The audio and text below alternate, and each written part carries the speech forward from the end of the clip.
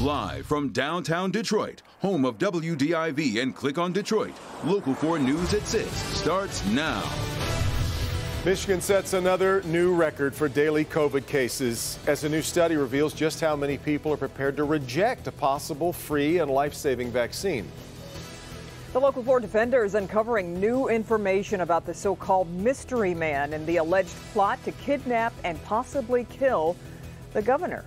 Michigan's top Republican lawmakers land in Washington for a meeting with the president days before a crucial decision on the fate of our state's election results. We're glad you're with us tonight at 6. The drawn-out battle over Michigan's election results topping our news. As we await word on what's been discussed at that White House meeting, John James is making a move of his own. The Senate candidate, defeated by Gary Peters, is requesting a full audit of Michigan's election results by the State Board of Canvassers. James wants the board to take an additional 2 weeks to perform that audit. The Board of Canvassers is set to meet Monday in Lansing to vote on whether to certify the Michigan vote. Meanwhile, state GOP leaders are part of one of the most controversial White House meetings in recent memory. Leader Mike Shirkey and Speaker Lee Chatfield jetted off to Washington, D.C. this morning. There's been concern among some that the president would try to get them to overturn Michigan's election results, taking its electoral votes away from President-elect Biden. With a look at where things stand tonight, we bring in our Rod Maloney. Unusual day, Rod. Yeah, to say the least, Devin. I mean, the meeting started at 4 o'clock. At least that's what we've been told was to happen, to start at 4 o'clock. And so we've not had anything out of the White House yet, although certainly we're monitoring that situation. In the meantime, the Democrats are lining up very angry about this meeting. Before the sun came up, Senate Majority Leader Mike Shirkey strolled into Detroit Metro Airport for his flight to Washington, D.C. Meeting him there were Democratic protest groups like We the People, who shot this video and posted it on Facebook. A couple of hours later, the leader arrived in Washington, D.C. and once again was greeted by many protesting his visit. Shirkey sings in his church and is partial to spirituals and has sung inside the Senate chambers in the past. And he did so this morning instead of answering many questions hurled his way. About 1 p.m., Michigan House Speaker Lee Chatfield posted this tweet about the meeting, quote, "No matter the party, when you have an opportunity to meet with the President of the United States, of course you take it. I won't apologize for that. In fact, I'm honored to speak with POTUS and proud to meet with him, and I look forward to our conversation," end quote. This is certainly not going over well with Michigan Congresswoman Debbie Dingell. What we are witnessing before our eyes is an undermining of people's confidence in their democracy. He is attacking the integrity of our elections and, unfortunately, shaking the very foundations of the pillars of our democracy. And that is unacceptable and must be challenged. And we reached out to meet the press moderator, Chuck Todd, for his thoughts on today's meeting. I do think we all need to take a step back. And while a lot of us realize what the president is attempting to do is impossible, it's not going to overturn the election. Joe Biden's going to get inaugurated and sworn in on January 20th. But that doesn't mean these attempts don't sow more seeds of doubt, don't create headlines that make more of the president's supporters believe this nonsense, that somehow there wasn't a free and fair election. And it does make it that much harder, I think, to govern, frankly, going forward. And so we wait to find out if, in fact, there's going to be any kind of a statement coming out of this meeting. Certainly we'll follow that and have something updated come 11 o'clock. Reporting live, Rod Maloney, Local 4. Sure will. All right, Rod. Well, the 2 Republican members of the Wayne County Canvassing Board are speaking out after attempting to decertify that county's results. Monica Palmer and William Hartman say a phone call from President Trump did not influence their decision to try to rescind their vote. They simply wanted to make sure there wasn't a repeat from the August primary. It appeared that 70% of the Detroit absentee counting boards were out of balance, unexplained. We have a repeat of the primary. We really thought that it was going to be a lot better, but we're really surprised when nothing really changed. Secretary of State Jocelyn Benson says there's no legal mechanism for Palmer and Hartman to rescind their votes. As we turn now to the latest on coronavirus, breaking news just coming in, being reported by Bloomberg that Donald Trump Jr. has now tested positive for coronavirus. We'll continue to follow that. Meanwhile, back here in Michigan, it has been another record-breaking day in the struggle against COVID-19. That's right. Today's daily count of new cases 9,779, the highest since the pandemic began. That comes tragically with another 53 deaths of Michiganders. A federal judge has denied a restaurant industry group's request to put a stop to the state's 3-week ban on indoor dining. That went into effect on Wednesday of this week. The Michigan Restaurant and Lodging Association filed suit in Western Michigan. The judge refused the temporary restraining order request, but granted a hearing on November 30th. Meanwhile, Pfizer today took the next step in bringing its COVID vaccine to the public. The company has applied for emergency use authorization for the vaccine, which it says is 95% effective without harmful side effects.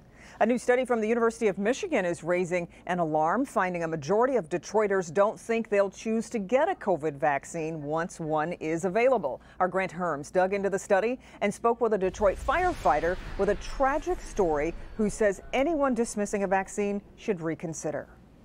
The study is stunning. Nearly 2/3 of Detroiters saying they're unlikely to get a coronavirus vaccine when it becomes available. That number growing in the hardest hit communities. And now health officials and those affected by the virus are asking those Detroiters to reconsider.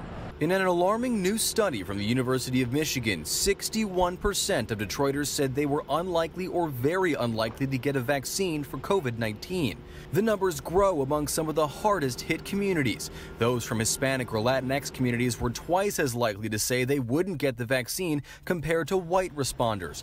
And among black Detroiters, that number is 4 times higher.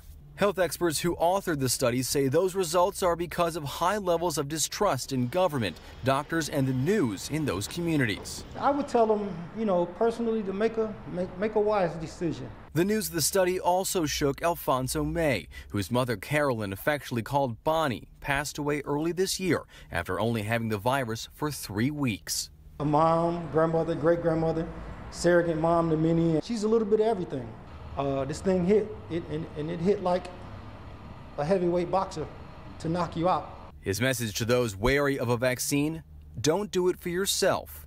Do it for the ones you love. This is real.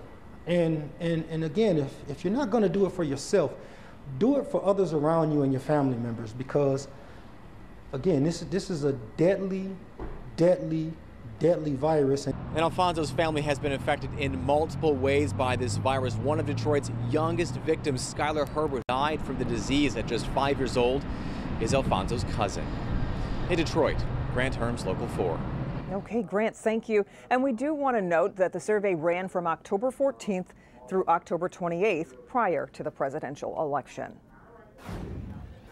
Doesn't take long around here to go from 60s to snowfall, does it? That's right. You blink your eyes and the weather's going to change. Let's check in with Ben, and we can see that play out over the weekend, too. Yeah, guys, and we're talking about a little bit more than just a couple flakes here and there. We'll get to that in a second, but the precipitation that will eventually be here, it's starting to get its act together down there in Missouri and even further off to the south. This is lining up along a cold front, which did pass through here earlier today dry, but it's going to hang out just to our south until it bumps back into our area on Sunday. So the bottom line on this system, it is going to take place all day Sunday, starting pretty early in the morning. We will see a decent amount of snow, especially in the morning and especially in the south zone. The impacts are going to be from slick and slushy roads possible, although most of this is going to be on grassy surfaces. So we'll take a look at the snow totals coming up in just a few minutes. The rest of your Friday evening, very mild. In fact, by midnight tonight, we're still looking at temperatures that will be close to what we would typically see for a high. If you want a deeper dive into the Sunday snow, we've got a video in the Local Forecasters app. Just tap that above the forecast alert on your phone. Guys? Okay, Ben. New exclusive details about the alleged plot to kidnap and kill Governor Gretchen Whitmer and the suspected domestic terrorists the feds say were ready to take violent action. We've detailed the Michigan men charged in this case, but an out-of-state man charged is being called a mystery man that had the FBI very worried about what he might have been capable of doing. Local 4 Defender Sean Lay with who this mystery man is. Sean? Good evening, Kimberly. His name is Barry Croft. The FBI had been following his actions around the country. He was allegedly trying to recruit others to join him in a very real movement to launch violent attacks, not just Michigan, but other states against government officials. He got no takers until he met men from here in Michigan. The Local 4 defenders uncovering these photos of a man named Barry Croft. He is one of 14 men charged in the alleged plot to kidnap and kill Governor Whitmer. But Croft is from Delaware. Those same sources question if many of the Michigan men who were involved in this training exercises to get set to launch their plot were actually planning to go through with the plot. Croft, on the other hand, sources telling the defenders, is considered to be a great danger, not just here in Michigan, but all over the country. The Local 4 defenders obtained this FBI affidavit to gain a search warrant to track Croft by his many Facebook accounts. Sources say Croft is a President Trump-hating, anti-government true believer who allegedly wanted to murder government officials in multiple states. We're told Croft is part of the anti-government movement called the 3 Percenters. And he hosted a meeting at the Drury Inn in Dublin, Ohio last summer. And that's where sources tell the defenders Croft met Adam Fox and William Null, both from West Michigan.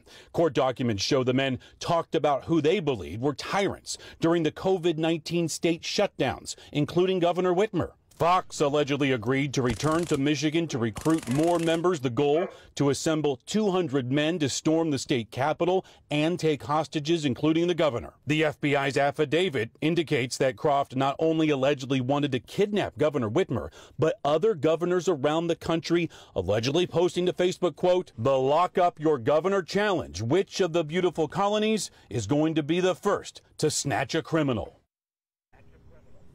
But again, I'm told by sources the only people that joined him or were willing to join Croft, 4 men from Michigan he did not know, guys. 3 of them were government informants. Back to you. So, Sean, explain to me then, why is he still being held in Delaware?